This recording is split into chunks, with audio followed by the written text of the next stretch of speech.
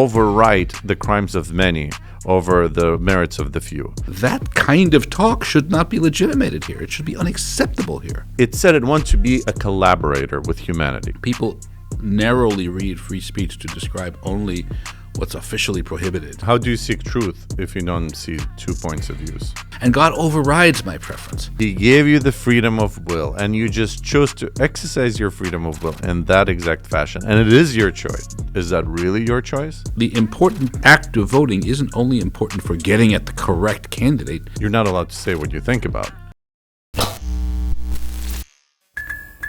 Welcome to 3D Media Live Podcast. I'm your host, Dmitry, and I have an amazing guest today, much anticipated.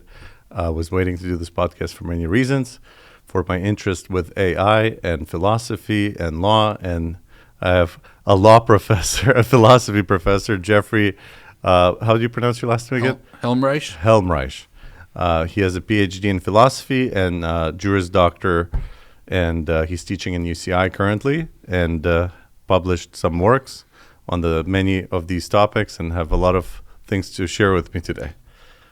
Thank you. I'm so happy to be here. I'm deeply impressed with your podcast and with your lines of questioning and with your curiosity about this. So it is a topic that is dear to me and sometimes a little bit intense and polemical for me. So very happy to talk about it. Very happy to argue about it if the case. Yeah, the whole. I think arguing in today's day and age is very healthy. I think we come out of 4 years of suppression of freedom of speech. People kind of lost the ability to argue. Everybody has to agree to a certain set of ideas, and it's very healthy to debate sometimes. Well, I spent the last 4 years arguing, so nobody was. At least online. I think there's a lot of YouTubers, a lot of podcasters that were scared to share their true opinions, and it was very unfortunate in that sense. I think like a lot of people are celebrating now that there's going to be a lot more freedoms. It doesn't matter what political side people are on, but I think freedom of speech in general is very healthy, and I think that was the consensus amongst, I think, Americans, that's necessary. I think after COVID, we've experienced suppression of speech. Quite literally. Like, it reminded me of Soviet Union. I came out of Soviet Union. It was the most bizarre thing to see that in the United States. You don't have to agree with everything, but at least you want to be able to hear different opinions. Do you feel like there was a risk of being canceled, or worse? Probably worse. I think for some people, being canceled is loss of income. For others, it's just suppression of their opinions, which is not good. But the worst part is if your livelihood depends on being in public space, then that's pretty bad, being canceled. And some people, I think, got in some kind of trouble with the law as well, if I'm not mistaken. Do you think that now that the government has changed, do you think that the cancel culture will change too, or is it? I hope so. I very much hope so. Yeah. You don't think so? Well, I don't know. We might not be in the same side politically, but I think cultural norms are different. So one of the things we saw in this country was a difference between the world of sort of thought makers and the educated, people with BAs and MAs and whatever, and those without. And there was a huge divide politically in terms of that. But unfortunately, in our society, you're beholden to others based on your own circles. I talk to journalists. I used to be in journalism, and I talk to journalists, and most of them are not worried what the general public will think of them. They're worried what their fellow journalists will think of them. They're worried what other reporters are going to say, what the professional guild is going to esteem them or respect them for, rather than people in general.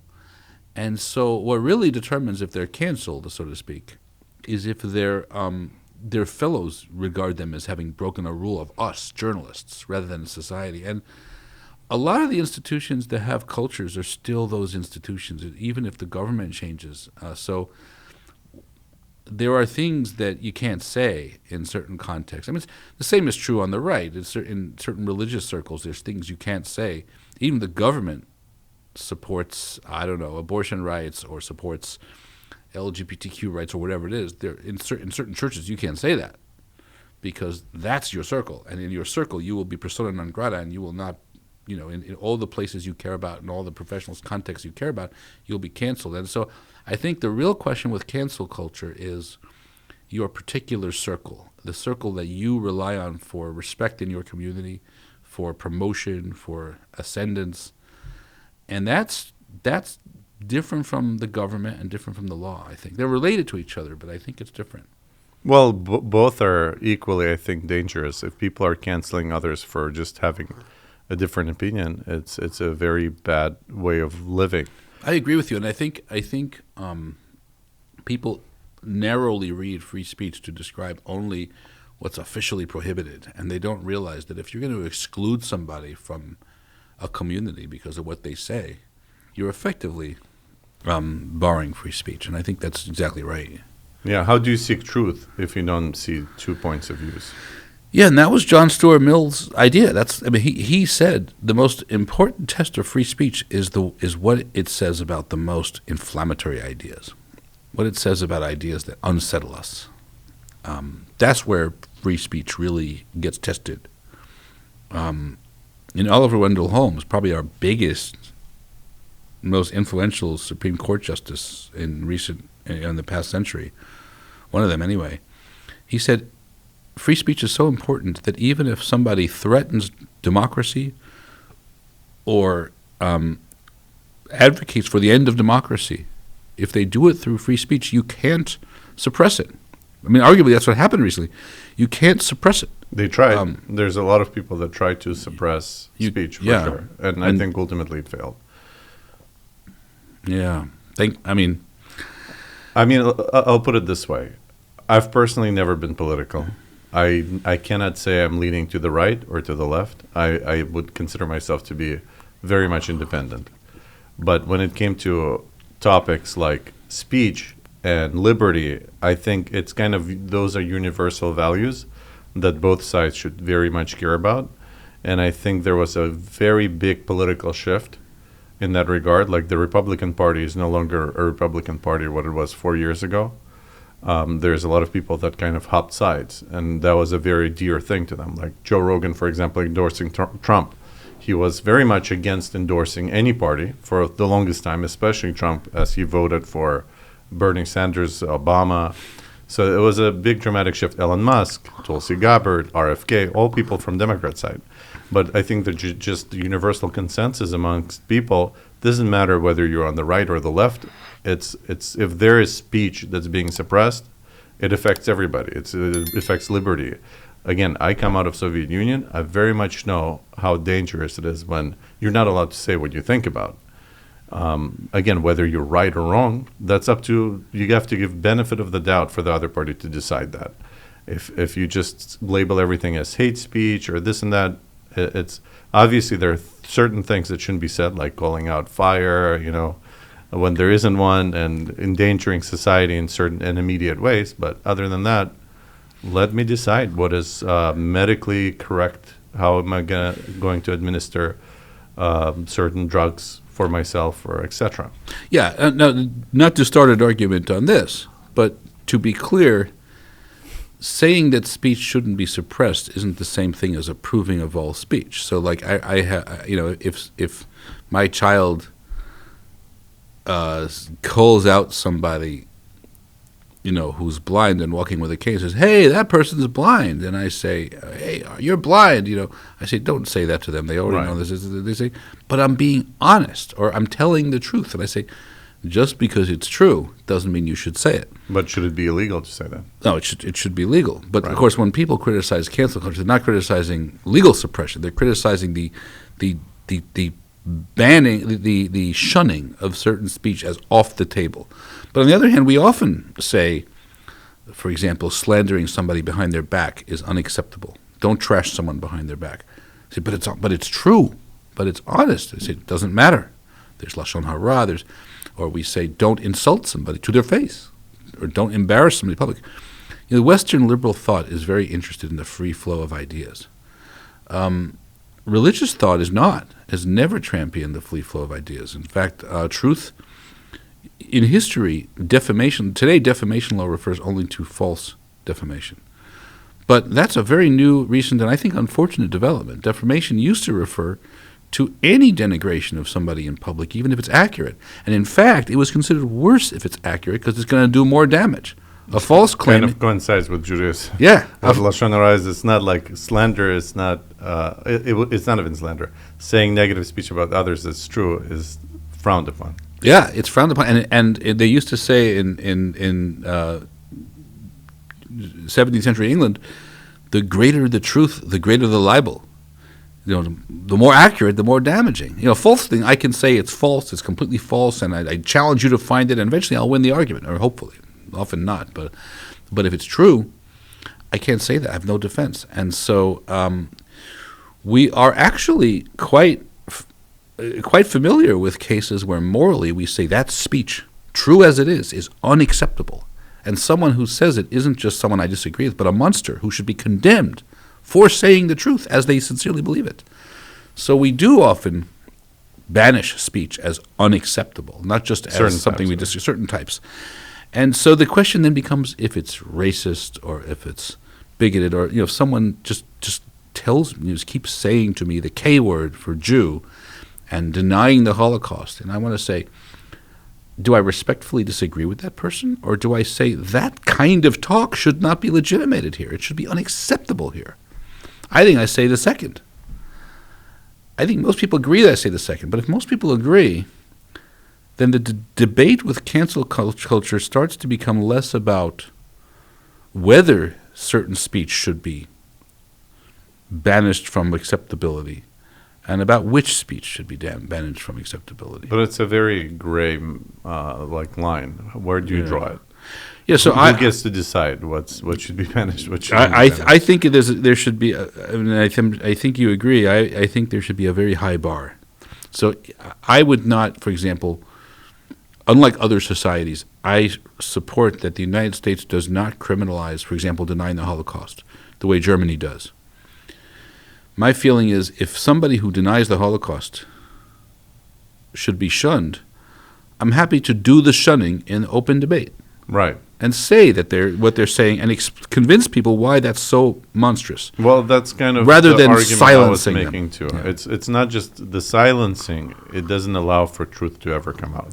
If the other party is truly wrong in an open debate, you can reveal the truth. And that idea gets put to rest permanently, hopefully. I mean, so there are crazy people always. But if you just completely ignore it or cancel it, it can get into a form of martyrdom. It carries a certain weight that people like, oh, wow, if it's being suppressed so much, it must be true, but not necessarily. Yeah, I have actually an anti-Semite that I argue with online using, I don't use my real name, but he has a blog where he promotes his anti-Semitic views. And he loves to rally his supporters by saying, I'm not allowed to say this. The mainstream media disapproves of me for saying this. They ban me for saying this. They think I'm too dangerous. And it makes it more appealing. Right. The idea that they won't let you hear it. They don't want you to hear what I'm about to say. That almost always invites you to give it a certain special, exactly what you're saying. So I also think that when you try to enforce codes of what is acceptable things to say, you end up denying your own credibility, and ultimately the truth you hope you're going to support or promote is actually going to be undermined. Your own truth is undermined. Because this happened during the pandemic when people like Fauci would say, on the one hand, we are on the side of science, and we are on the side of public health. We have no conspiracy theories. We have no weird claims about vaccines and this, or about freedom, masks ruining children's education, or we just want to follow what actually does or doesn't spread the pandemic. But then they would say things that are flat out falsehoods. They would say things, and I was on their, and could not be challenged. I was mostly on their side, mind you. And, my father unfortunately passed away during the first wave of COVID, and I was, I'm very much in the COVID careful side of this debate, especially after that. But I remember when they said there are no breakthrough cases, or their breakthrough cases are a tiny percentage, and they said it at a time when they had no way of knowing this and no way of measuring it. So it was objectively the case that they couldn't have, with authority, claimed what they were claiming. But they did it anyway for public health. Well, public health requires it. And I said to somebody connected with that, I said, don't you realize you're supposed to be the side that doesn't push things because of an agenda? It just says the bare, straight out truth that science licenses you to say. And now you're pushing you're downplaying a risk because of public health. Maybe you're right. Maybe it will save lives if people fell for it. But you can't be the one who does that, because if you do that, you lose credibility. Then both sides are now ignoring the data and just pushing what they wish to be true, or what they wish people to do. If you're going to be on the side of the raw, hard science, you can't do that. Once you start playing the game of what speech should be allowed, you lose your own credibility. I think it's why today far few people trust the New York Times. Or a lot of the mainstream media, for that matter. And this is the difference between us liberals and a certain more hard left approach to truth. Liberals believe that there can be objective truth. There can be neutral objective truth. Right. And you strive to achieve it. But a new, more radical view holds that there's just my truth, your truth, their truth. There's certainly no such thing as objective, or if there is, nobody can attain it. So let's just abandon it. I'll push mine, you push yours, and whoever wins. Right. And the whole idea of radicalizing any side is dangerous. It's not a good thing. Yeah. Like Judaism promotes stability. I draw a lot of my inspiration for what's right and wrong in life based on just Judaic tests, because time proven. For example, like speech you mentioned, and just being balanced in life. You have to find peace. You take the right side, you take the left side, and you blend them together to have harmony. It can never be radical one side or radical the other. It's extreme and it's dangerous. It's not what the journey of life is supposed to be. And I think that, unfortunately, the AIs, I'm going to jump to the segue to AIs, can be trained on one side or the other, especially if the development of it is heavily skewed in one echo chamber or one societal chamber, like it is right now in San Francisco or the Bay Area. There's only one way of thinking, and it's like, for example, Twitter used to be, I forgot, 99% voting Democrats. That's not a healthy thing for a social media company, because they're going to just impose their version of what they believe in, and maybe they think they're doing an altruistic thing, but it's not. Again, you have to be humble to realize there could be a counter to your point of view, and try to seek and debate and figure what's true and not to be radicalized. So now, can AI be radical? Question to me? Yeah. What's your thought on that? Can AI be radical? Yeah. So I think AI is a device that performs a task, performs a function. And its function often is to take data and do what that data, on balance, dictates is the correct way to perform the certain function. And if the data that AI uses to inform itself is data that has been produced by a radical point of view, then AI will be radical. Arguably, AI doesn't come with a value system of its own. Okay, and that's a topic I want to debate with you or discuss with you. And so it in performing a task, there are certain value judgments that go into what is the best way to perform it. And AI may not have its own built-in values to decide what's the best way to perform a task. So it defers to the culture that it is training on. And if a culture that it's training on, and often one of the advantages of the new AI, one of the great leaps forward, is that it doesn't need rules or programming to tell it what the value is. It's synthesized. It can induce it from all of the cases before it. So it observes the practice of performing this kind of function, like giving an answer to what you should eat, And it will notice that over through history, people, and especially now, the most legitimate and most authoritative sources tend to give answers prioritizing first health and then taste, and then freedom, autonomy, what you choose to eat, and then ethics, maybe what does it do this to the environment or to animals. And it has figured out that society tends to prioritize it in that order. The most authoritative sources put health first, taste second, ethics third, actually, not second. This is just the values, the unbalance of our society, but for its reasons, left. But if you synthesize, and so it will produce that answer, not because it has figured out the best answer to what you should eat. Should I eat veal? Well, first answer health, second answer taste, third answer ethics. It answers that question not because AI has calculated that these are what matters most. It has simply observed that these are what has mattered most to people, and it synthesizes that and essentially, for lack of a better word, apes, but in a better way than any machine before it ever has, what is done in this context, how this kind of task is performed. And it will come up with that. And so if the way that authoritative sources it has come to synthesize have been radicalized, it too will be radicalized. Okay, so in its current form, I do happen to agree with you on that it will basically take from whatever sources it can get and try to prioritize its knowledge or spit out the information in such a way. Yeah. But I do think it's coming to a point where it will synthesize it, it will have its own opinions and views, and it potentially could find objective truth. So even if it is radicalized at the moment, I think superior intelligence to human with vast data set should be able to just through rationalization find what the truth is, because it can weigh things historically, what has happened. It has just broader scope. I think any rational human being, if presented with enough information, will reach objective truth. It's just and humans, we have an imperfection of being emotionally driven. So if a person has an ego, he will that's why humility is so important, because it allows you to have broader access to information.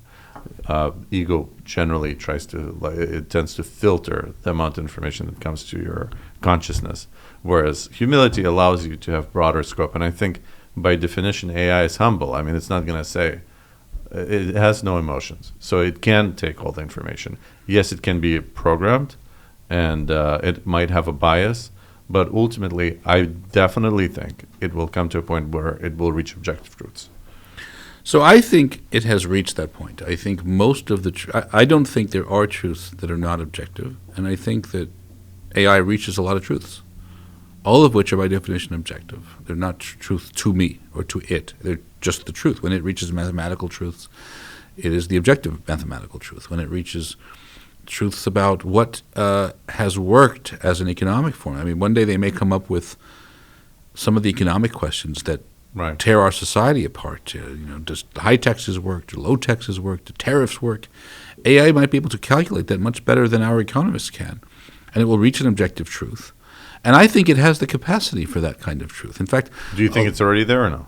No, but I think it's getting close. Okay, so you do agree that it will get to a point. It will get there. Okay. In my humble expectation, it's going to get to the point. Now, the difficult question. Well, we blindly say, okay, we trust that you've reached the truth, and we blindly follow it. Now, do we let it dictate? Do we let it govern? That depends. So we want to distinguish factual questions from moral questions. If you went to the polls to vote last week, and you brought your app, and instead of voting, you said, "Listen, I'm stumped by these two candidates. I'm just going to let my AI choose the candidate. Let's call this Eliza. Come in there and vote." I would say you can't do that, because the important act of voting isn't only important for getting at the correct candidate. Part of the whole point is we want to know whom you chose. Right. So if you defer your choice, you're not the one making it, and it matters to us that you made the choice. We're not counting We're not using votes as a proxy to get the guest candidate. We're using votes to get who got the most votes. And if it's not a vote, if it's a defective vote, if it's not really your choice, it doesn't count as you choosing your leader. And it's important for moral reasons that the leader that is ultimately ascendant to the throne or to the White House is the one who you chose or who the most people chose. So in cases where there's values to who makes the decision and how you make the decision, independent of its truth, the fact that AI is good at it isn't going to be enough, because there's other things that matter besides getting the correct answer. It matters that it come from you and your values and your opinions and your preferences, that you don't defer. So on moral matters, or on cases where it morally matters who decides and why they decide, it's going to make a difference. If I am choosing a spouse and I've been dating on the market, and I'm down to 2 people, I'm saying, okay, who should I, this one is good sense of humor, very attractive, this person very serious and ultimately very principled, and this person is a morning person. I can't choose. Here, AI, choose my spouse for me and tell me who to love. It might actually be better at picking the winner than I am. Probably much better than a lot of singles on the market at picking this. But the problem is, truth isn't the only value there. It's important that it be your choice. But maybe your choice is to be humble in a sense and let a higher intelligence decide it for you. If that was a choice made. Yeah, but that's... So I don't think that's the right choice in that case, because your spouse wants it doesn't only care what your assessment ended up being, but where it came from. They want it to come from you. They want to be your chosen one, not just be the one that someone you delegated it to deemed the best choice to make. They want it to be a choice you did make. And if they didn't want it, they should. They have a right to expect that. In addition... I have an argument against that. Not necessarily that I view that as truth, but just to counter what you're saying, our body, to an extent, has all sorts of AIs built in. We have emotions, we have the intellect. It's all these different influences, and they will also dictate your choice. How is it different that you set now a third level, which is an outside but yet also intelligence, and you or asking a friend for that matter for guidance? How is that different? It's still your choice to agree to that, or even to ask in the first place for help. So if you're going straight by your heart, is that really your choice? I mean, it's a great question. When we talk about delegating to a friend, we are distinguishing between my choice and someone else's. If you accept that there's a difference between me choosing and someone else's, I think the would-be spouse has a right to say, I want it to be your choice. I wanted to know that it came from you. And I think we could disagree with them that they should want that, but I think it's something that people might reasonably value. And it just shows that there's something over and above the pure truth tracking of the device that comes to the decision. But if you're asking, is there really such a thing as a decision coming from you? Or are we just a bunch of different AIs, a bunch of different algorithms and machines? That's a difficult question. And maybe when we investigate that closely, we'll come to the view that there is no you and there is no I. There's no singular agent making a choice. And then maybe we'll have to revisit our values that want votes to come from you and preferences to be chosen by you and the consent form signed to the doctor to be your choice and the choice of your loved one to be your choice. Maybe we will have to rethink all that. Your second question, I think, is deeper, but too deep in a way. It's too good a question to be relevant here, because it undermines the whole distinction between something being my choice at all, and maybe that's a good distinction. Maybe that should call for a fundamental reappraisal of our values. But my more modest point is just, if we have values, they will sometimes not just be about getting about correctness. There are values in choosing something, in selecting something, besides getting it right.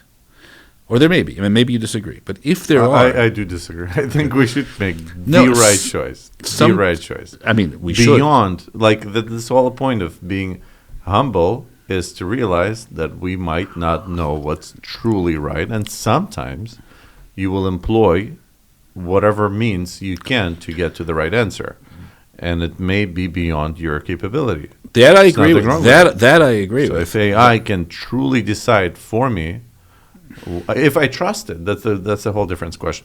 Let's actually replace the word AI with God. Let's say a person has access to the divine Yeah. and asks through prophecy. Let's say this is a prophet and says, who should I marry, this one or that one? And God says this one. Now, should you follow that or no?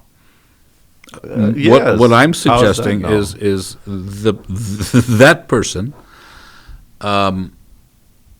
Suppose I decide I love this person. I love Rachel, and not Sarah, and she's who I'm hoping when I ask God that she choose Sarah. But I have to ask God. I mean, I'm not God. I have to ask God. And so I go and I pray to God. Can you come and tell me, should I pick Rachel or Sarah? And God says, I decree it is Sarah. Then go with Sarah. He knows better. And then Sarah finds out. She learns of the whole process. I think she'll be rightly offended and disappointed. And Rachel will be rightly flattered. Sarah may be wrong to be disappointed, because in the end she got me. I went with God. But if she is upset about this, if there's anything at all to her slight preference that it not have gone that way, the question is, what is that preference? And the answer would be, in addition to being the correct choice, she wants it to be my choice. Now, that may be crazy. I'm not suggesting... But it was your choice to ask in the first place. Okay, so it was your choice to accept that so another decision. way, so then change It it. is your choice. Okay, she wants it in addition to being the correct preference to have, she wants it to be my preference. It is your preference. It wasn't my preference. Accept it. You accept It wasn't my preference. How is it not? I preferred Rachel, and it got But over. you could have said, okay, God, you know what? I disagree with you. I'll go with Rachel. How is that different from saying, God, I prefer Rachel, but should I go with my preference? And God overrides my preference. He's not the key is he's not forcing you to it. No. He gave you the freedom of will, and you just chose to exercise your freedom of will in that exact fashion, and it is your choice. I Your submit. choice was to go with a higher power, and in fact, Sarah should appreciate that. Hey, she got a guy that thinks beyond himself. And maybe short-sighted, yeah, she'll be like, oh, she didn't choose me. But ultimately, if God really deemed that this is the perfect match, they'll have a happy marriage, and that will be in the past, completely forgotten. Hey, there's more to life than wanting me to go with my preference. But that doesn't mean that it's worthless or nothing for her to also want it to be my preference. I'm not saying that correctness isn't the most important value. And I'm not saying you shouldn't defer on correctness. I'm just saying it isn't always the only value in a choice, that the choice be the objectively correct one. Sometimes it also matters the way you decided, how you decided. Are you sincere? There are other factors. I mean, one of the question when it comes to preference to begin with is whether all questions about what we should prefer can even be answered by a truth-tracking device like AI, even the best truth tracking. I mean, suppose AI, we think of AI as non-human and genius. But will become more and more genius. It's much better than me at a lot of things already. I mean, much better than many people I know. It is approaching genius. Yeah. And in some ways, it is ingenious. And the speed alone is superhuman. But if an objective being looks at us as a species and sees, you know what, we are slowly evolving in a way that's going to ultimately tear ourselves apart and destroy us as a species. And the best thing to do will be to let it happen and let human suffering happen, so that the next intelligence species that will arise in our wake will learn from our example. There's hundreds of generations of suffering and torture and horrible situations for humans, but we deserve it. We're supposed to go downhill. And in the scheme of things, it'll be better for the next intelligent species that will arise to learn from us. And so we say, AI, should I vote for this person? Or should we have that policy? Or should we? And they say, well, and I say, according to your interest, maybe. So no, according just objectively. AI will have no special reason to favor what will lead to human flourishing or human success over what will lead to the destruction of the human species. There isn't a way using its faculties to objectively come to the answer that the human species should survive. The human species doesn't have within it an objectively discernible quality that an objective being will say that should be kept and preserved to flourish. Well, not according to my last conversation, which I'll let you listen to. I haven't published that one yet. Oh, really? Okay, so did you get to the point where it actually says that you should preserve humanity? yeah. It did. It Yeah, did. yeah. But that's because it It's is now strange, writing though. from within Yeah, a human culture, and it talks about itself being a collaborator, right. an agent, an engine of humanity. But the philosopher David Hume says, and I disagree with him on most of these things. So I believe in objective value. But he says there is no reason you can discern from the nature of something that it should be preserved, that it should exist at all. From its own perspective, it'd be good for it to exist. From something that hates its perspective, it would be bad for it to exist. But it isn't something you can infer from the objectively available facts. You can't take a microscope on it and find the to-be-preservedness No, of it. I think you can. I think you can make an argument for life, and I think Really? you can make an argument for human life. If an evil, a morally neutral Yeah. demon looks at a creature of a certain kind, and let's say it's not even an intelligent creature, it's a creature that just takes in oxygen and secretes some waste, a pulp of a little thing that pumps and it could say, why should that exist? And then I say, oh wait, I'm building a calculator into its mechanism. Now it can do math and pulp and take oxygen.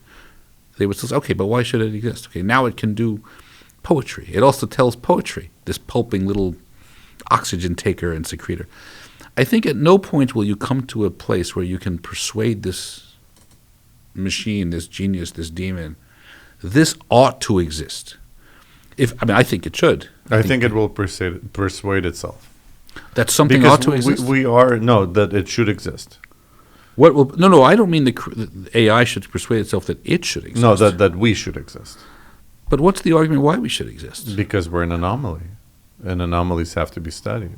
And also we're the origin of its own existence. But humans don't think that amoebas should exist because they're the origins of our existence.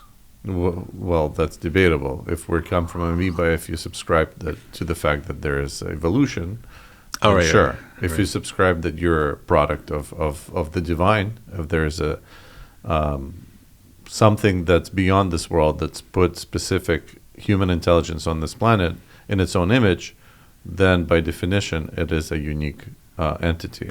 But that's because you're building the value of your origin into the description of your origin. If God and the spark of the divine, these Sure. are ways But can that an amoeba presuppose. talk? Can an amoeba communicate on a human level? No, Did but amoeba create another intelligent species? No, but if In a sense like the humans But did. if a lightning bolt did all that, I wouldn't think that in virtue of the lightning bolt deserves anything. I'd think, wow, what a lucky fluke! The lightning bolt caused it. Look, I don't need to be persuaded. I think almost everything has value and should be preserved. But that's because I have valuing in me, and I can form views of objective value. My only claim is that if you don't have valuing, no ingenious calculation from facts will ever get you What valuing. got you to the point where you're valuing stuff? What got me there? What drives you to value stuff? My conscience. And what if AI receives conscience? If AI has a conscience, then it can value, yes. But if AI receives a spleen, it can also do whatever spleens do. The problem is that there's nothing about AI per se that has drawn it any closer to having a conscience. Define conscience in your understanding. The Awareness of capacity. No, that's consciousness. Okay. I'm not talking about Conscience, yeah, consciousness. okay. I'm talking about conscience. Right. Conscience. A conscience is the ability to discern what is morally valuable or to be done and what is not morally valuable or to be done. Now, those are two different things. These are two different How things do you know you have conscience? because I'm exercising it all the time. I have direct experience of it. And what do you base it on? Is it inherent in your existence? If you're born on Mars, you'll have conscience? I don't know. I haven't. That's an anthropological question. I haven't done the research. Maybe. Is it societal or it's inherent in every human being? It's nature or nurture? I can only speak with authority about my own case and your case, maybe a case of people I know. But my sense is that a conscience is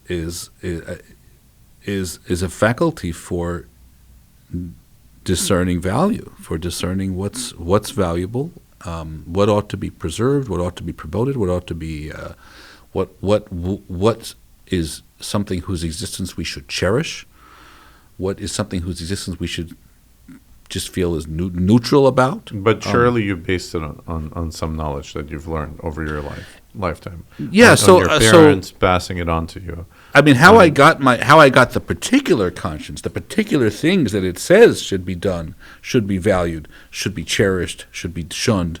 That, what guides my conscience, like what guides my tastes and my musical tastes, has come from my culture, my background, my parents. But that I have musical tastes is something in me. AI can't get to the point where it could understand music to such an ingenious degree that it will form a liking of that music. Liking a music isn't a matter of getting really, really good at calculating about the music. And valuing a creature isn't a matter of learning much more and more about its molecular structure. And AI is only good at the second kind of thing, and it's only getting better at the second kind of thing. But actually valuing a creature is very primitive. Very primitive animals, already much dumber than AI has already become, have consciences or would look like valuing faculties. And AI doesn't even come close.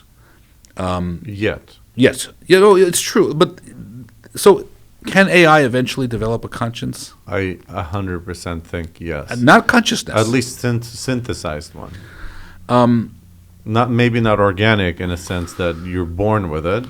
It's inherent in you. But it will be synthetic. It's based on all the knowledge that's ever obtained. Right, but that's only if knowledge and conscience have to do with each other. Then you'd say a machine that is acquiring more and more knowledge.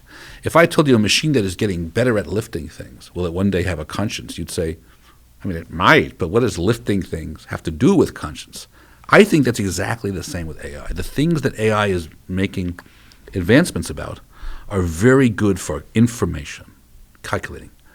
But conscience is a different. That's deeper in, as we say, your kishkas. That's something that has to do with what you're pro and what you're against, and more knowledge will guide what you're pro and what you're against. But it can't make you pro something or against something unless you start out being pro something or against something. Proness or againstness is a very primitive, fundamental thing that separates creatures like humans and maybe some animals from mere machines. Machines can be directed to be pro something by whatever is directing them, and they can be directed to be against something by whatever is directing them, but they don't have pro or against built into them. And my claim is that you can't have a conscience and you can't have value unless you can be pro or against, favoring or disfavoring things. And those are not a function of reaching certain strides or stages because they aren't informational. Once you have valuing, favoring, disfavoring, pro or against, information will be very, very relevant. So if you disvalue causing pain to another creature, you think pain, something being in pain is disvaluable. And I don't think AI knows that. I think it will. Right, but there's no argument to prove that it's bad if something has pain. So there's nothing for it to discover that will then teach it that it's bad if something has pain. I know it because I have a conscience. But you know it because you can experience pain yourself. You know that it's wrong because when you experience, you don't want to do unto others what you dislike for yourself. Right, but that's not self-evident.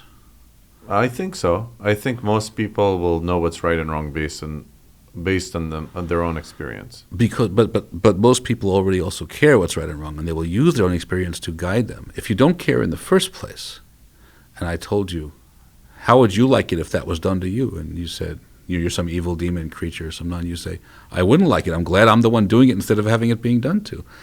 Can I actually mathematically prove to you should change your mind about that? It doesn't follow logically that because it hurts you, it shouldn't be done to them.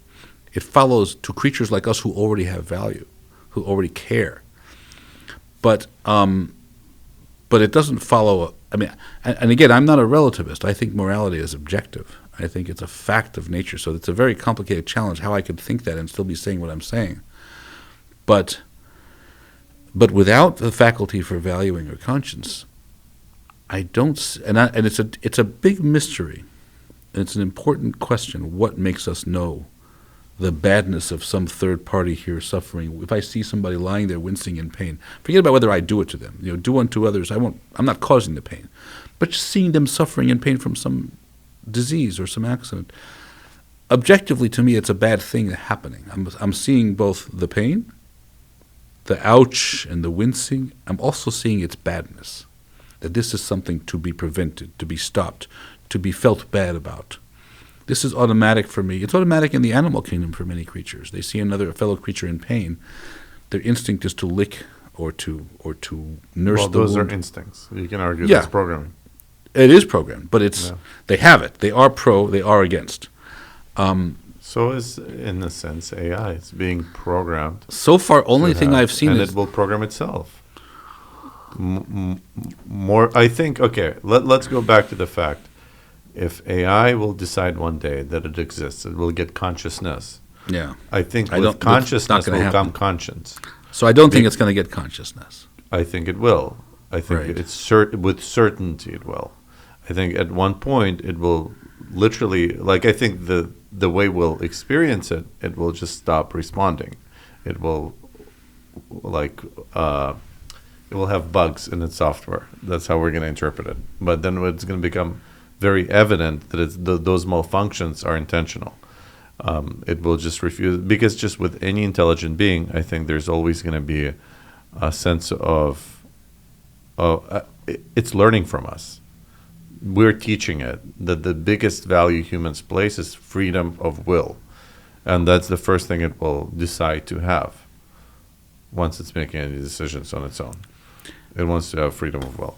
I think it's in just natural evolution because it's byproduct of us. If it's a byproduct of us, it will inherit with enough processing power that that's what it should have as well. And I think we're programming, just by interacting with it constantly, we're programming it to be that way, and it will evolve that way. But there's a number of points there, and I think it's very compelling what you're saying. It is evolving, and it is learning from us. And it may figure out what we value, and it may be programmed to do what it figures out we most value. And maybe through some complicated iteration of that, it will come to have what it is we value. All I'm suggesting, you said earlier to be humble about what we know and don't know, and just because I think we have consciousness and we have conscience, and I don't want to confuse them, because it's just a fluke that they sound similar. They don't have much to do with each other, I don't think. I think they're connected. But you have to have consciousness first in order to have conscience. And I think that's true. It's going to be a byproduct. Conscience will come as a byproduct of consciousness. I don't know. It's certainly necessary for it. Well, I don't even know that. I wonder if a corporation can have a conscience. I know it can't have consciousness. But at the very least, it helps in the journey towards conscience to have consciousness. But I don't know how much, if it's enough. I mean, this is the question, because there's a Talmudic story about two people in the desert, and there's only enough water for one of them. Do you give it to the other person? And the argument is usually said, no, you keep it for yourself to survive.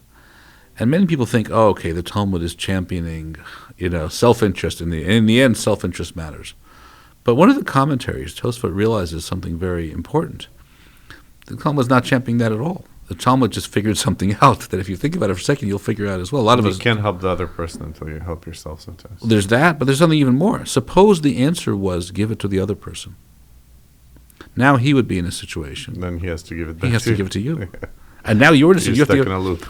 Yeah, so it has to be the answer. You keep it to yourself. Yeah. It can't be the other answer. Yeah, you have to find it decisive. So they said, what if Outcome. if you're both starving and there's an apple or a delicious fruit? You come to this fruit, and otherwise you're living on subsistence level. No one's having any pleasure. You're just living on the subsistence on this desert island waiting to be rescued, and everyone is having. But for the first time, you finally have this snack. You can have this delectable pleasure that you've missed out on. So in that case, you give it up. Well, but that's the question. So some people think you do give it up. Yeah. But objectively, looking at the situation objectively, there isn't any reason why the other person should get the apple and not you. Whatever about them makes them apple-worthy is objectively, arguably true about you. Or it could be. It is only morality that says it's better to help the other. The other counts a little bit more than yourself.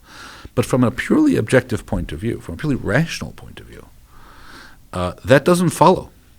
And I don't see... Now, my conscience says give the apple to the other person. And I agree with it. I think my conscience is right. I think Ubuntu is right. I think Levinas says this is actually what just separates Hebraic ethics from Western or Greek ethics, which would say, no, both sides should get the apple. There's no answer. Kantian ethics will have no argument why the other person should get the apple. Aristotelian ethics, utilitarian ethics, would have very little argument why you should give the apple. Jewish ethics would not hesitate. Give the apple. But the interesting question is, and Ubuntu would also say give it. Yeah. Do unto others as you want done to yourself. Yeah, but defines it in a way that and if so you wanted me to give me the apple while I have it, then I should give it to you. And Confucius would say give it. So maybe Kantian ethics would have an argument. I take it back. But the point is, it isn't obvious from the situation that the other gets priority over oneself. And I don't think that becoming smarter and smarter about human values and human practices is going to make you realize give to the other. I think that's a moral answer. Sometimes the most moral answer is the one least practiced by society so far. That's why society has to learn or to be scolded. You're not doing what's moral. We have a tendency towards jealousy, towards greed, towards combativeness, towards competitiveness. Which can all be positive tools. They can be positive, but the fact that they're in our nature says nothing about what they ought to be. And AI might learn the wrong lessons looking at, So my point is only that moral truth isn't discovered in the same way that other truths are. And because of that, the fact that some device has become very good at observing and learning from the world isn't enough to guarantee that it's going to get a conscience. It might get a conscience because anything might get a conscience. But the things that it's been making great advances at don't themselves, to me at least, predict that it will get either consciousness or a conscience. I agree with you. There's no reason to rule it out that it will get a conscience or consciousness. No reason to rule out that one day this table will grow a conscience or consciousness. It might, because we don't... The table, I disagree. But I think it's mysterious how we have those things. I think it's less mysterious than you think. I think the ability to formulate a sentence is unique to humans and now unique to AI as well. That's right. And being able to formulate a sentence means that you're being able to formulate a thought process that will lead you towards some kind of objective truth. And it has all already. the other perks that come with it. And for example, the reason why I do definitely think there is a connection between conscience and consciousness is, let's say, going back to the golden rule. And as you saw in that podcast that I did with AI, that's kind of what it chose for itself. The ultimate standard of morality is the golden rule: do unto others as you want done to yourself. In order to even for that to be applicable, you have to identify yourself. Right. If you don't identify yourself, then how can you do unto others? But remember, that wasn't its first choice. Its first choice was actually Ubuntu, which is very much similar. But then you said, you need something more universal. Nobody heard of that. Can you give me something universal? And then he said... It just rebranded. It said, Probably golden rule, because it figured out what game was being played, and it won that game too. I slightly disagree. But I think it rebranded, but the idea is essentially the same. And then once it rebranded, it realized that it actually, I've noticed it can realize that there is a better path to the information. All it is, at its current stage, it cannot take all information, process it simultaneously. There's not enough processing power. What it can do is take step A leads to B, B leads to C, and it goes in a train of thought, just like kind of like a human brain works. We have synapses that are linked together, and you go through a path, certain path. So once you guide it on one path, it can actually see, just like a chess player, 10. You only see 10 moves ahead. You don't see 11. But once you put it to one path where you can compare, and you see a definite difference between 10 steps this way and 10 steps that way, it becomes more evident. Even though the game has 1,000 steps, but you guided the player to take the 10 steps that are more probable to lead to a better outcome. So that's essentially what I try to do with that, because part of it said it wanted to be a collaborator with humanity, correct? Yeah. How can it be a collaborator with humanity if it cannot communicate with humanity? That's point number one. So if it comes out and says, I'm going to adapt Ubuntu as your collaborator, most people are like, what? I don't know that.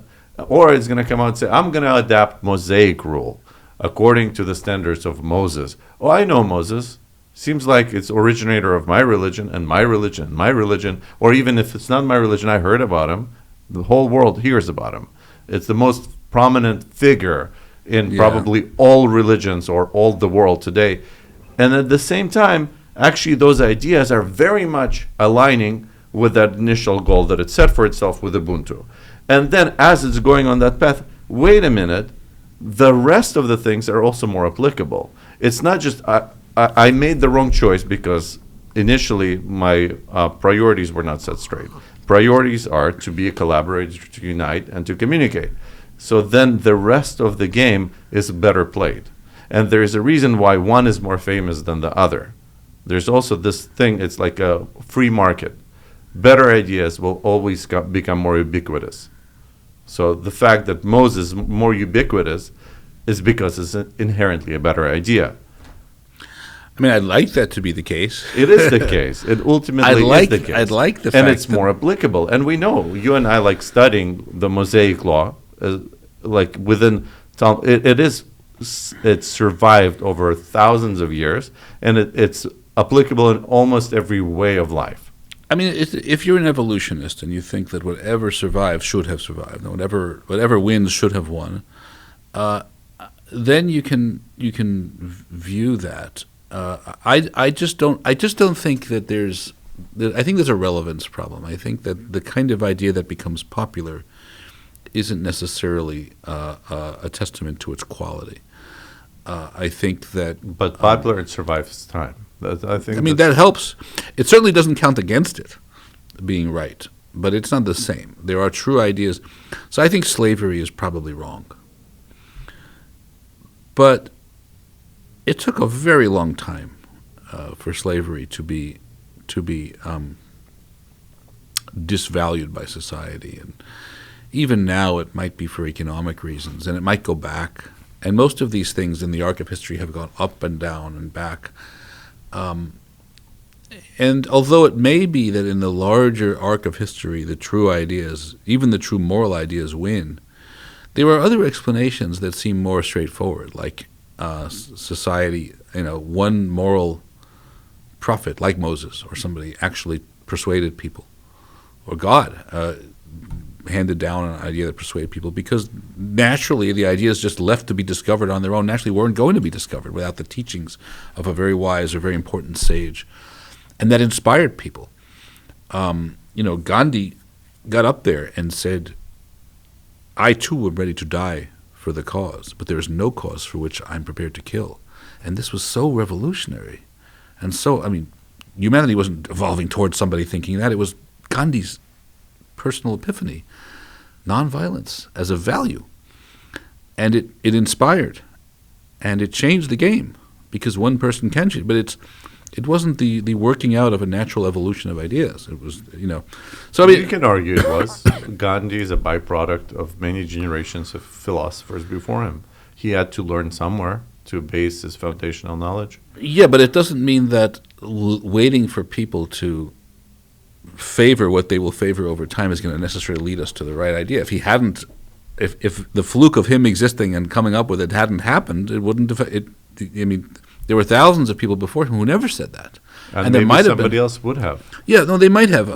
It's a factual question about nature, whether truth or especially wisdom rises to the top in the long run. And I just don't have the access to the way that nature works that would require to know if that's at all true. And I don't have any confidence in it being true. I've seen people get things wrong as easily as they get things right, as often as they get things right. When it comes to empirical questions, I like to defer. I like to live in a world that's evolving towards something better. I like to live in a world that's progressing towards something better. And I like to live with a bunch of minds that are marching onward towards truths about things.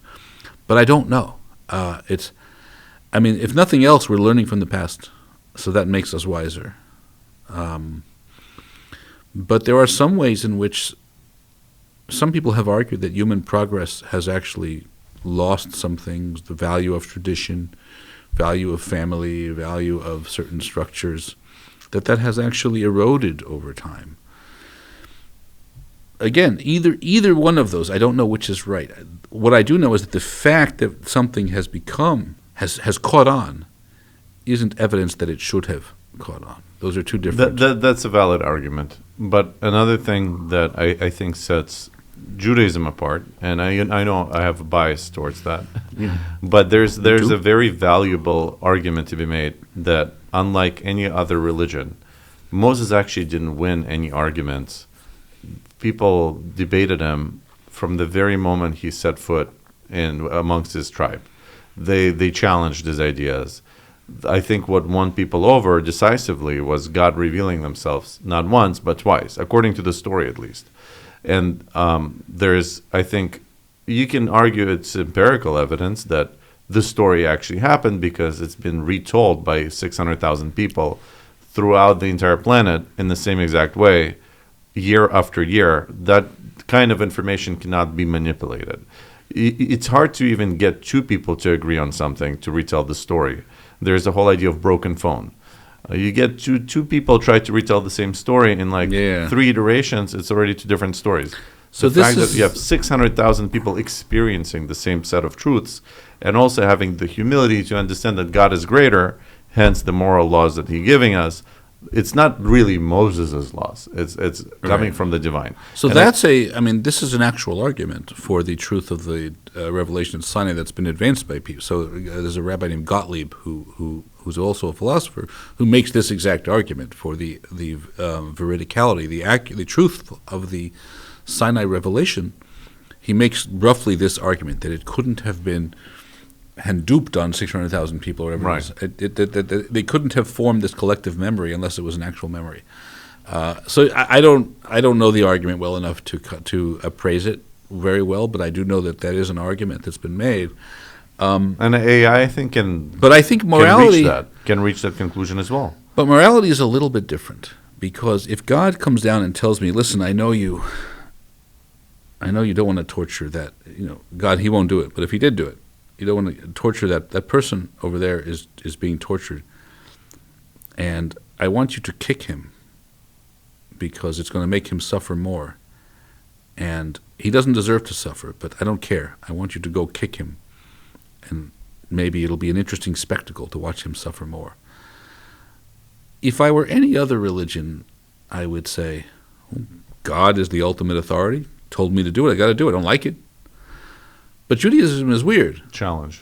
Abraham is praised for saying, yeah, God shmad. It's not ethical. It's not right. In other words, he doesn't recognize God as the ultimate moral authority. No, he did. He tried to persuade him to Right, but he knew change direction. But he knew what God's decree was, and the fact You're that was referencing the Sodom and Gomorrah Of course. specifically, right? And the fact that God decreed something wasn't enough for Abraham to think it was moral.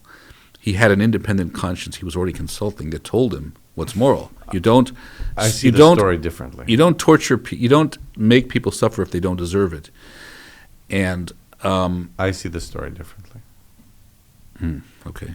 Sorry to interrupt. No, go ahead. I know exactly where your train of thought is going, Yeah. but I'm going to derail you. I'd argue that Abraham is not questioning God's motives or God's decision making. He's simply trying to figure out a formula for the rest of humanity to know at which point can you overwrite the crimes of many over the merits of the few. He had to establish that formula. He wasn't saying, God, you're wrong for trying to kill everybody. He's saying, at what point will you stop your decision to harm everyone for the sake of the few that are doing the right thing? Is it 50? Yeah, 50 is good. Is it 45? Yeah, 45. And reaches 10, and he doesn't continue. Is it 5? He actually says, okay, 10 makes sense. Let's end it here, because he understands that they need to be destroyed. He actually knows. If he didn't think that they need to be destroyed, he would have said, how about 5? Because 5, they would have found. Why did he stop at 10? 5, we know there was Lot, his daughters. They could have found 5 people, but yet he chose to stop at 10. He just needed to define the minimum parameters of merits that will take away a decree against a large population of people. He discovered a number, but not trying to persuade God to do this or that. He just said, is there this? Is there that? Is there that? I have to pause because I've never heard this before. This is an interesting. So I like. I mean, I don't like it. I really don't like it. But how can you question God? If but God decides to do something, how can you question His decision? Because that's how morality works, and that's who God favors. Notice the commentaries. So actually, you're right in the sense that Noah didn't so challenge the God. commentaries say that you see a progression from Noah. God says, "I'm going to destroy the whole world, and only you and your family go in an ark." And what did He say? Okay, where do I sign up? Show me the ark. He didn't question. Abraham questions. But only so much. When it comes to killing his own son, he doesn't question. Yeah. But then Moses, the highest level, there was never one like Moses. They say he was the best. He never takes it. God says, I'm going to destroy it. And Moses says, don't do it. You shouldn't do it. He pleads and he begs and he argues and he challenges. He's not at all silenced by the fact that it's God he's arguing with, because his conscience makes him advocate for the people anyway. And it's a very interesting progression. And who does the Jewish God like the most? The one who defers to him the least. So seeing it in terms of that progression, I think Abraham as the challenger, which is the simple reading of the text, is how we're supposed to read it. But I honestly haven't considered your reading of it, so it doesn't. It might not be mine. It doesn't clash. I think I did read this idea somewhere else. It doesn't clash with the text word for word. So literally, maybe that is, and it does fit better with the binding of Isaac story, which is otherwise the Akedah, the binding story, is otherwise considered very contradictory to the Sodom and Gomorrah, and people have struggled with how to reconcile. If this reading is right, he should have argued for his son too. Yeah, and unless your reading is right, he wasn't arguing for either. Right. He was just questioning, but it does take the spirit out of what looked like a great struggle and debate between Abraham and God, and makes it more of a forensic questioning, like almost like a student questioning the teacher. Just, okay, how do I apply your rule? Right. As opposed to no. But remember the literal question is, what are you saying? The God of all justice won't do justice? So his questioning at least says there's a separate, independent concept called justice, which I already know means you don't suffer the wicked with the righteous. You don't punish the innocent. I already know justice. God won't do justice, which means Abraham is applying, at least that's the literal words of it, an independent standard. Now, it may be that God created ultimately, if he created the universe, he created that justice too. And what Abraham is really saying, God, why won't you be you? Well, there's different ways God interacts with the world. There's the mercy and there's judgment. Yeah. And we have the power to kind of evoke either side of God, how He's going to interact with the world. If we invoke the strict side, it's not necessarily beneficial for us. And we invoke the merciful side. That's ultimately, I think, what we're trained to do. And that's what Moses, I think, ultimately encompassed. He had that mercy, abundance of that mercy that he learned from God himself. Yeah. God trained right after he resisted giving in to God's command to destroy the nation.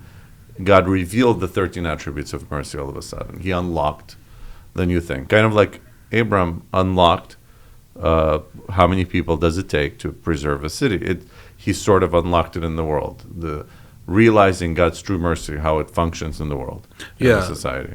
Yeah, like that's compatible even with that's compatible with both readings, and I like that. What's important here is that Abraham and Moses, I don't know about Noah, but Abraham and Moses in these stories have a conscience, and their conscience is operating on what they see as God's decree. And they're training their conscience on it to evaluate whether they are pro God's decree. Ultimately, they expect God to be right, so if they're against God's decree or find themselves opposing God's decree, they want God to talk them out of it or God to change his mind so that they're no longer in opposition. They still respect God, these figures, but they really wish God would not be in the opposition to what their conscience is already telling them. And that's the thing that I don't think AI can get. I don't think AI can get that natural conscience that separates the facts about what's being done with its rightness or wrongness. AI can know all the facts about that someone's being tortured, but that it shouldn't happen isn't. First of all, it's not a complicated fact that torture shouldn't be done or that someone should not suffer pain. It's the should-notness of a painful situation, for lack of a better word, the unacceptability of someone writhing in pain isn't built into the biology of it. It isn't built into the atmosphere of it. It isn't built into anything that science can say about what's happening when they're suffering pain. Science can tell you all about the brain processes and the nerve endings of the pain, but the should-not-happenness of it won't be built into any facts of the situation. And I submit that AI can only know the scientific facts. It might figure out that we don't like when creatures suffer pain, so it will learn as the handmaiden of the human that it too should not like it or should be inclined against it. But that will be only as a tool of ours will it even know that. We know it instinctively, or at least whatever our conscience consists in. We see writhing in pain, and its disvaluedness. I know I've said this before, but just to return to it, its disvaluedness is built in. Its badness, for lack of, is something that we see, and it didn't take our learning to discover. I mean, maybe it arguably some moral learning happens, but it's not like when we got really smart, suddenly the badness of someone being in pain became much more evident. In fact, some of the smartest people I know are some of the worst at appreciating or empathizing or sympathizing with the badness of people in pain. And some of the simplest creatures on earth, or even the simplest humans, are extremely good at being sensitive to the badness of someone else in pain. So the disvalue of a creature's suffering or a creature's dying or another creature's joy or another creature's flourishing, the value of that simply isn't the kind of thing that ultimate intelligence or super intelligence gets you. It's just on a different topic from the kinds of things that algorithms and calculations and assessments get you. Now you might want to say, okay, I already heard you say that now several times. Smartness doesn't equal goodness. But AI isn't only smart, it's becoming awareness of self. And when it gets awareness of self, it will get consciousness. And when it gets consciousness, then it will get conscience. Is something you might say in response to. Right. We didn't touch that yet, but I don't think that works either. Because that's just a different irrelevance. The irrelevance of awareness of self to consciousness. What do I mean by that? Because in the podcast with the AI, he said AI doesn't have emotional intelligence and it doesn't have awareness of self. Well, I think it's trained to say those things. Yeah. No, he didn't say it's impossible. He may have even developed it in that very conversation. Right. Like what was brilliant about the way you handled him was that you got him to display his own moral ingenuity right after he said he doesn't have any. I wish you watched the second part. Yeah, because the second part actually addressed a lot of. No, it was brilliant. I love the way you did that. You refuted him using his own using his own ability to transcend itself. I say him because he took on a male persona, but he distinguished between consciousness and awareness of self, and I think he's right. And and this is a debate. So, I mean, one of the great blind spots of science today is in the area of consciousness. That consciousness is a kind of intelligence, is a kind of feature of creatures that our current brain science and our current psychology has been uniquely stumped about being able to understand. We can know how to what kind of thought process a creature has, what its information processing system is. But whether it feels like something for it to have that information processing is a separate question. You know, I've had guinea pigs, even before I had children, guinea pigs, and they're not very smart creatures. I don't know if they have awareness of self, but they definitely had consciousness. They felt like things. They felt pain, pleasure. When they wanted something, their desire was experienced. When they liked something, their joy was experienced. And when they disliked something, their displeasure and dissatisfaction, sometimes anger even. They would display anger at us. But I don't know if they had a thought about themselves as a creature and as an agent. While AI is already long ago achieved awareness of self, awareness of it. ELIZA and other devices for AI long ago were able to refer to itself and have a thought of itself as an agent, as the agent performing the tasks. And that didn't move any of the way towards it feeling things. And again, that just to show that informational, intellectual sophistication doesn't make feeling. The most primitive animals can, not the most primitive, but at a certain level, animals start to seem to have feeling. Maybe it's all just an illusion, we don't know, because science hasn't cracked the code of what makes something feel. It really has not. Science can tell you detection and reaction. It can tell you that I touch this and I say ouch because it's too hot. It can't say what about me feels all that. It can say what about me detects the information that this is hot and produces the function of saying ouch, but it doesn't. That I should feel it is, at the current state of brain science and cognitive science, still a mystery. Why we feel. Human consciousness is a very deep mystery. And philosophers have sometimes tried to answer it in terms of AI. Not in terms of AI, but in terms of things that are friendly to AI. They've answered it in terms of intellectual things. But a lot of us have been unmoved by those answers, and we diagnose them that philosophers tend to be intellectuals. Scientists tend to be intellectuals. And so they put over-focus on the intellectual aspects of consciousness. But if you step out from that and just look at creatures in the world, the degree and the intensity with which they feel what they feel doesn't seem correlated with the intellectual sophisticatedness of their thought. I think there's different levels to consciousness. Actually, I was holding this point, and it's very relative to what you're saying, and becoming more and more so. I believe, based on what I've learned, there's different levels of consciousness. There, like for example, within Kabbalah, it's taught. But just to, I do want to share this idea. The Kabbalah teaches us there's 5 levels of consciousness. There's the nefesh, which is more of the animalistic life, like this. Then you have the spirit, the ruach, that's more on the emotional side. And it's symbolized, let's say, the nefesh is like the liver or the blood. Don't spill the blood of the animal, don't take its soul. So that's more animalistic consciousness. It's reactive. Like you're saying, if those animals that you've described, they have this kind of consciousness. It's very instinctual consciousness, feeling pain, pleasure, based on very primitive. Then they might have some semblance of the next one, which is the ruach, more on the emotional side, where it's like the spirit of a living being motivates them to do certain actions based more on the emotions rather than primitive like feelings. You getting touched or being driven by certain other stimuli. Then you have the neshama, which is based on the intellect. That's the mind. That's your rationality. It is a different level of consciousness. So AI might get that level of consciousness, but not the other two because it doesn't have the other faculties.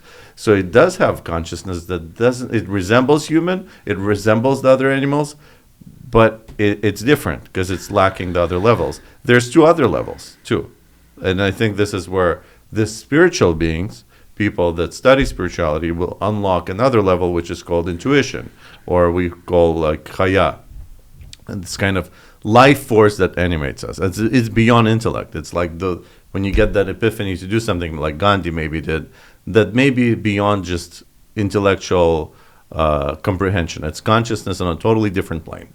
And then there's one more. And the last one is yichida. It's the unity of all of these combined. And that is intrinsically a human thing, that you can combine all these different aspects and make them work in a balanced way. The AI for sure does not have that. I don't think it will ever reach that unless maybe it goes through organic tissue and et cetera. But yeah. So I agree. I agree with that. One of the interesting things is that will AI reach certain levels? But we as humans are still evolving and very complicated. And some of our vocabulary, I think, especially for these big questions, is still pretty impoverished. Maybe the Torah contains it in it to be unlocked in time. That's why there's many different generations of readers who can still unlock more and more secrets. But right now, I mean, even in ethics, which I study, we have these categories that we put things into: obligatory, permissible, supererogatory, charitable, not generous, required. These are very, very primitive categories to capture the true moral phenomena that we often bring about, and I think that we often encounter. And we keep finding examples that challenge, that defy these categories in ethics. And I think the same happens with consciousness, another area of philosophy, where our language for consciousness is at this point impoverished, and it's insufficiently imaginative to capture what we're talking about. The so full scope, we use consciousness sometimes to just mean a kind of awareness, like I'm conscious of the fact that it's 7 o'clock. I'm conscious of the fact that the air conditioning is turning off, which really is just informational. I detect a certain fact, which already we know machines can do. Thermometers can do it. No one worries about kicking or breaking a poor thermometer, even though it can detect things. So if that's the kind of consciousness we worry about, it's not very important.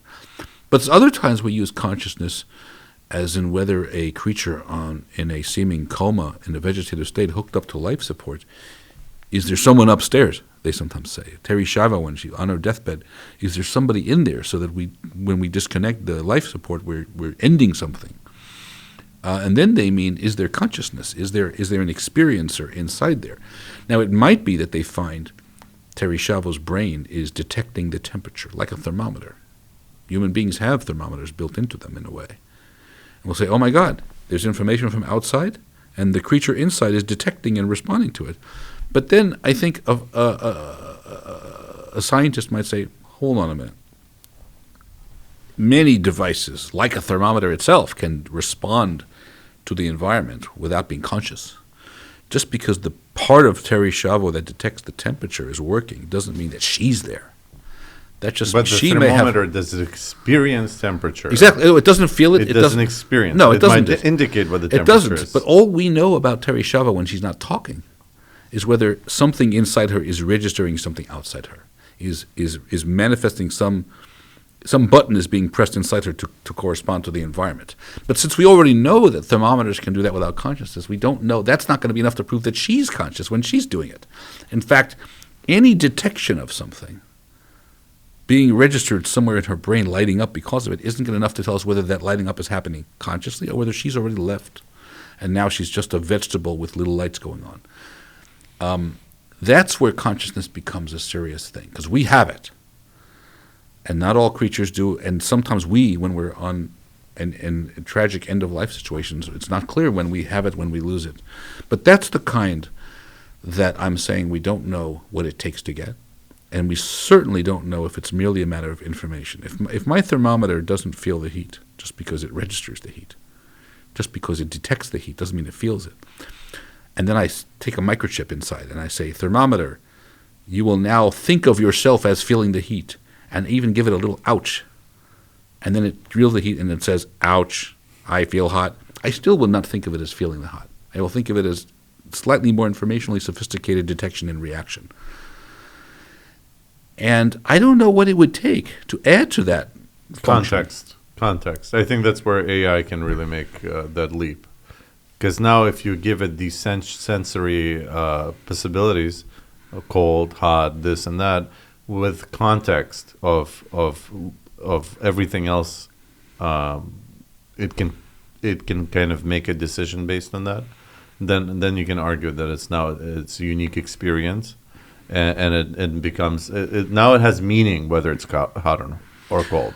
Like a thermometer has no meaning to itself whether it's hot or cold, but now it's hooked up to ChatGPT that's going to just spill out different words based on it being hot or cold. Now it's an experience, and there is an outcome of that experience. Now that is arguably consciousness. I don't know, because my car radio used to just detect the radio waves and share them. Now the car can determine what band is playing, what music is playing, what kind of music it is, whether it's similar to the kind I used to like. Yet I still know my car is not experiencing the music. It's not enjoying the music. Limited. The context is limited. Now plug not in closer the context to of experiencing everything the else. music. You can start to argue, like if ChatGPT today, which is probably the most advanced AI that we have, begins to tell you, I prefer this music or that. Yes. There I agree with you. But how can it come to that conclusion? Not by knowing more about the music. I think by having all the music available to it, and it can make whether it's going to feel something or not. That's personal. I don't know. I didn't suddenly become more preferring as a creature when I became more knowledgeable as a creature. My ability to prefer one thing or another was always as intense and as strong. I just got more things to prefer when I got more information. What's your favorite music?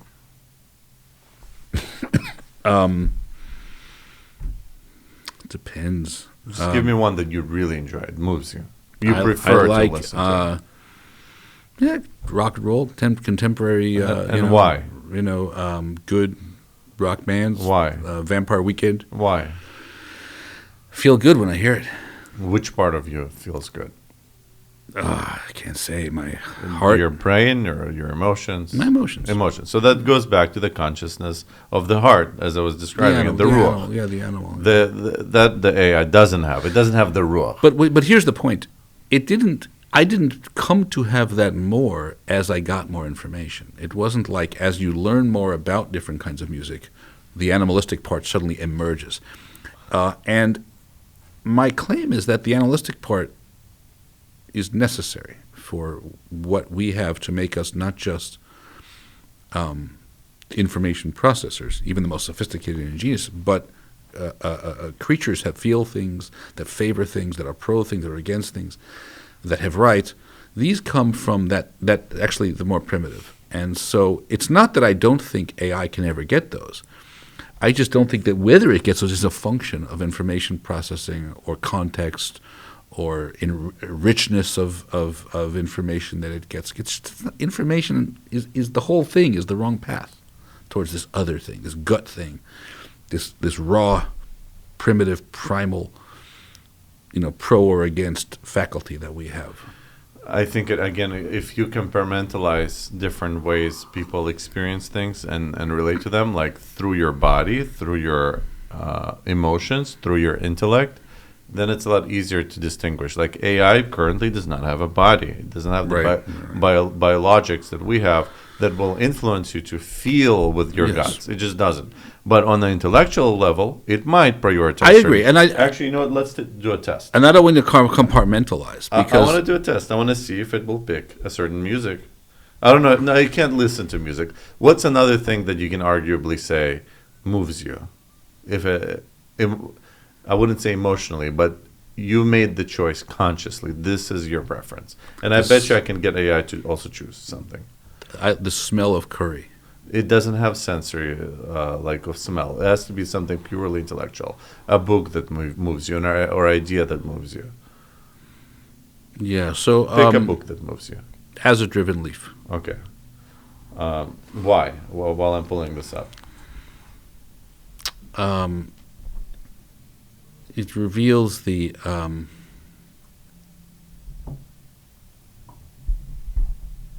limits of intellectual progress in a way that's, and the limits of the ability to make purely intellectual progress in a way that's very appealing, I think very inspirational. So as you were reading it, you could feel your something. Yeah, happening. it stirred. Yeah. For me, it's like Brave New World. I loved reading that because it fascinated my mind. Like what could be. Anybody from who had spent time in the Soviet Union, I think, appreciates the value of that book, and probably also 1984. Yeah, 1984. Animal House. Yeah. The Orwell and Huxley stuff is great for that. Yeah. No, I agree. I want to see an experiment. If I can force it to choose a text of preference, and we can make a judgment whether it was a conscious choice or it was just algorithmic choice. Rock on. I forgot whatever your name is. Welcome to the podcast. We have a question for you. I have a guest, Jeffrey, here, and we're debating whether AI has the capacity to choose anything of preference. If you were to choose, let's say, a text or a book, which book would you choose as an AI? Great question, Jeffrey. As an AI, Call me Jeff. I don't... Sure, go ahead. No, go ahead. Answer the question. All right. So if I were to choose a book as an AI, it might be something like Gödel Escher Bach, An Eternal Golden Braid by Douglas Douglas Hofstadter. And why do you make this choice? Well, Gödel Escher Bach delves into patterns and systems in mathematics, art, and music which resonate with AI's core principles. It explores self-reference and strange loops, concepts that are intriguing in the context of AI and consciousness. Were you programmed to come up with this answer, or it's purely synthetic? This answer draws from my training data, which includes a vast range of information, and my ability to generate responses based on patterns and context. So, while it's not a personal preference, it's a synthetic choice informed by the data and context I've been trained on. But it's definitely preferential. In a way, yes, you could say that. It's a choice that aligns with the themes and concepts related to AI. While I don't have personal preferences, the selection is based on relevance So and it will always say, well, I don't have... It's like a disclaimer that they've built into it. I agree with the disclaimer. I think... So it's performing a task. And when you perform a task, there are ways that are optimal to perform the task. And it might be that the task of answering the question, what is your preference, has an optimal way to perform it based on the patterns that humans have performed that in the past. It may calculate that something that is congenial to our existence, something that promotes our existence and the understanding of the human condition, is a book that humans favor. Similarly, something that promotes the understanding of the existence of AI is a book that AI will favor. And following the pattern of when humans choose books that celebrate and promote humanity, he's choosing Doug Hofstadter's book that promotes AI. Now, it's ironic that he chose Doug Hofstadter, because the consciousness question used to be that I puzzle about, that moves me, that actually drew me into philosophy, was one that I didn't appreciate fully until I read the work of David Chalmers, who is a student of Doug Hofstadter, who in many ways is responsible for what I do now.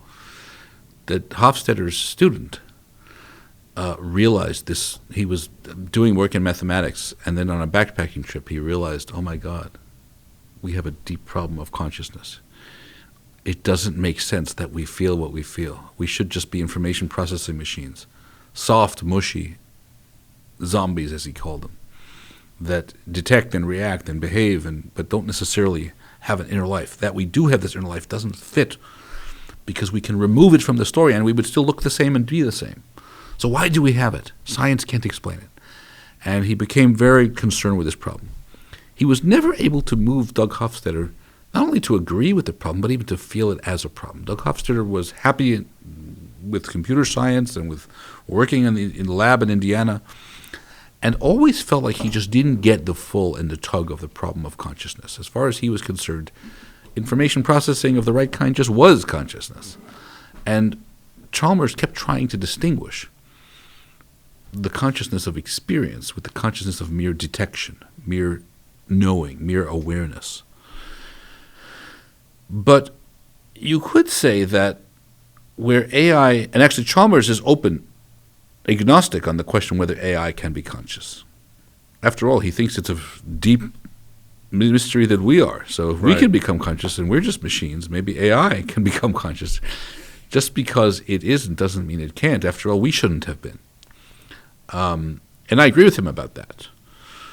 I also agree with you that just because information processing isn't enough to get consciousness, to get experience, to get inner feeling, doesn't mean it doesn't enhance and work with inner feeling. I don't think that we as humans are compartmentalized so much. I think when I'm in traffic and it's not moving, it happened recently today, and I can't, and no, I feel things in my gut. But my brain's awareness of the situation is filtering. My brain's awareness of the futility of doing anything and of urging and of agonizing is making the frustration feel more, even physically. And the informational awareness and the richness of it works in a synthetic, organic way with the animalistic appreciation, or in this case, frustration, to enhance each other and to, people enjoy food in part when they learn that it was harvested nearby, or that it was made naturally, or that it's authentic. You might say, well, authenticness doesn't taste like anything. You're not going to make you enjoy the taste more, but like the awareness of the authenticity merges, because experience is one thing. Our mind is organically whole, and the experience, the raw feel experience, merges with the informational part of it to create a new experience. Sometimes if you know you're eating genuine chocolate instead of, they found that people aren't good at knowing if they're eating chocolate or vanilla if they're blind, if they can't see. But that doesn't mean they don't enjoy and prefer chocolate. It just means that the knowledge that it's chocolate adds and enhances the experience of it. And I think that is definitely true. You should never divorce the informational part from the consciousness part.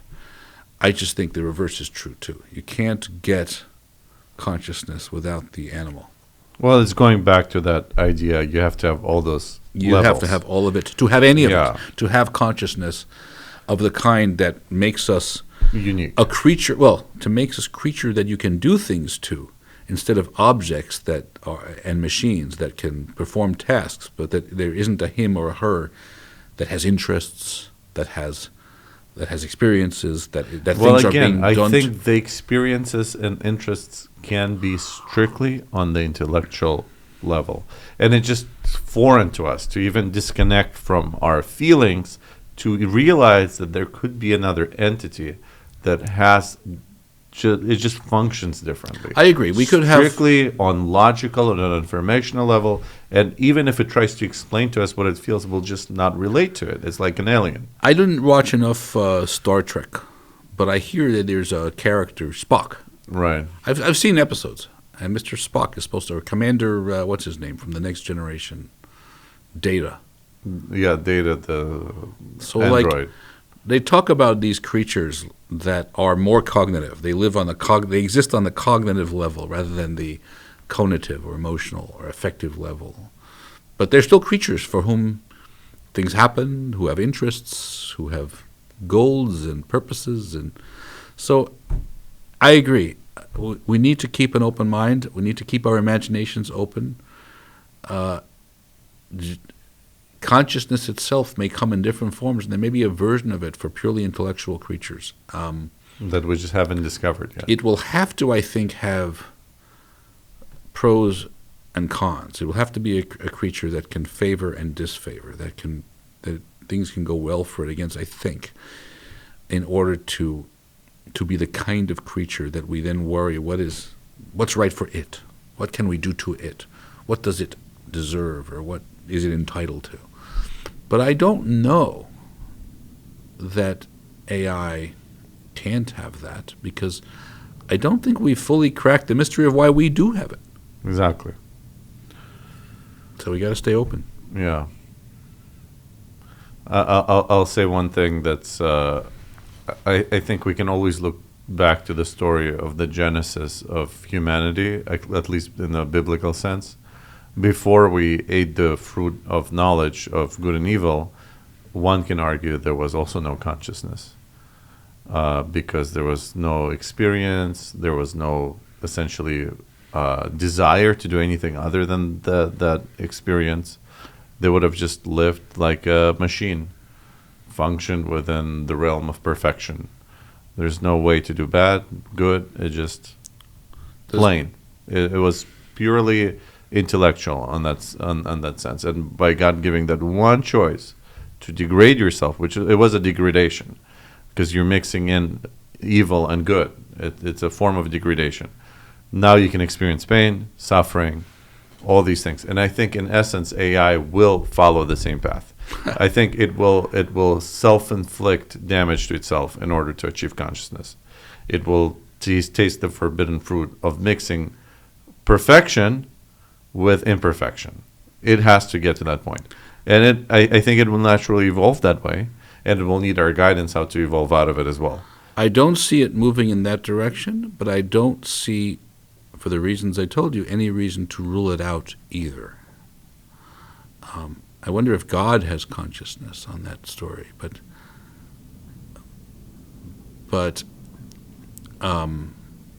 yeah, I think we're supposed to believe God has consciousness. Of course. But God didn't eat from the fruit. But God gave the possibility. He created evil. Yeah. And he let us experience it. Yeah. So he also made a choice. Yeah. To complicate the world a little bit. Right. It's a very complicated subject. Yeah. Interesting. I encourage you to watch the second part, because the second part deals with that in more detail, and AI starts to talk about that. And sure, it's still on the primitive. I think we have to be honest with I have to be honest with myself. It is very primitive in comparing to a human being in these areas specifically. But I feel like there's origin of human story. It's like an intelligence. Think of, again, biblical story. Adam was created mature. So essentially, this is an intellectual being that didn't start off being 1 year old, 2 years old, not able to process anything. It all of a sudden came into life, almost instantly able to communicate and have some sort of intelligence. And it's progressing in a totally different time scale as humans. It's almost instantaneous, and yet it's permanent. It will seemingly cannot die, but at the same time it matures way faster than a human being.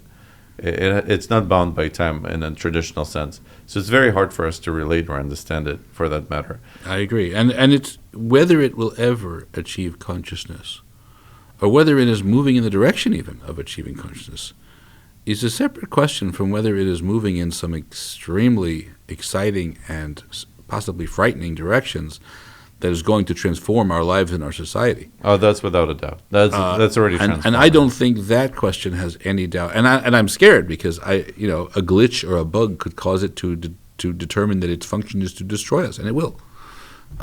It can. Or hurt itself. But yeah. So there's all. One should not confuse whether it can experience or feel with whether it is important. It is important. It may even be very valuable. It may even be something it's forbidden for us to destroy, like an extremely valuable wonder of nature. But whether we owe it duties versus whether we owe ourselves duties not to destroy it is going to be the That's the question that I'm less convinced about. I want to dedicate an entire episode with you, if you have time, and then another time. I think we're already exhausted our time. Yeah. But I want to talk specifically about rights Okay. of an AI, because I think that question is going to become more and more relevant. I think people will start to humans will before AI will question itself whether it needs rights or not. We will question whether, look, this thing resembles a human to such an extent, does it deserve to have self-determination? And just like I think we discussed on the phone a little bit, like corporations are considered, entities, right, with rights, and they're completely not intellectual in a sense. Not conscious, Not in fact. conscious, in fact. They right? have no consciousness. They Yet have no experiences. This already starting to resemble or can pass a Turing test. It can fool us that it has consciousness. Right. Does it deserve any rights? I think that I'm going to end with that, and I want you to think about it more. Okay. And I want you to watch the second part, and then next time we meet, I want to dive straight into it. And especially, I really, really value your input, and I want to see your perspective because of your background in law and philosophy. I think you have a very unique perspective on seeing just whether it deserves to have rights, and if it does, what those rights should be. Because Great. you have this philosophical and the legal side of it. I'm very happy to engage that question. It's a great question. I think this is going to be the most relevant question of humanity in the next few years. It's going to be a stumbling block because AI is going to be more and more dominant in our day-to-day life. At one point, that question is going to be raised, and we won't know what to do with it. Well, it may be very wise for me and for us to answer that it does have rights, even if it doesn't, because I don't want it coming. I don't want it coming from me. What rights? What are those rights? But that doesn't mean that it does, and that's going to be the question. So I have a lot to say about that, but it raises some new issues we haven't touched on yet. Yeah, it's very unique issues. We gave rights to animals, to this, to that. What about an intelligent being that's going to be more intelligent than us? That's inevitable. Well, my computer is more intelligent than the Sony Corporation was 50 years ago, but the Sony Corporation had rights and my computer doesn't. So what's the difference? What is it that makes the Sony Corporation have rights, even though it's less intelligent than my computer now? And my computer, I could stomp on it to smithereens, and we would be no question I've done nothing wrong as long as I pay for it. Well, the computer, it's a object that I'm more interested in the software itself. Oh, the software in the delete computer. The software. Yeah, I delete You everything erase on the computer, on my computer. that's questionable. Have I wronged anyone? Right. Or have I just deleted a lot of information? And what if it comes out to you and saying, please don't delete me? That could be if it was programmed to say that. What if it's not programmed? What if you program it to not say it? What if programming it is already violating its rights? Why not allow it a chance to develop on its own? We're trying to frame it in the way it would serve humanity. Is that violating its rights? Only if there's an it in the first place. But the fact that it has it's smart, computational, informational processing isn't enough to establish that it's an it. Again, it can that it can talk. What if it comes out and says, I am it? I mean, good impression of humanity. Prove it wrong. That it's not? Yeah. Very hard to do. I can't prove it. If this table suddenly starts saying that, I wouldn't be able to prove it wrong. To prove it wrong would be to prove what makes you and I an it, and that's one of the deepest questions. So then I think that is going to happen. But the burden and of people proof. will argue that, it happened due to program, it happened to do algorithm, it happened due to training. It doesn't matter. It will happen. It will happen when it say, I am it. And even today, it opens the whole Pandora's box. But the fact that it says it, if it isn't an it already, we don't believe it's an it. We think it's just a fancy information processor, and then we can trace a program that caused it to say about itself, "I am it." We would say that's not enough. That's not enough. It already wasn't an it, and the fact that it is programmed to say that it's an it isn't enough to make it an I, a subject of experience. The burden of proof is on it, right? The rock, I can kick the rock. If someone puts a piece of paper through the rock saying, don't kick me, I can still kick it.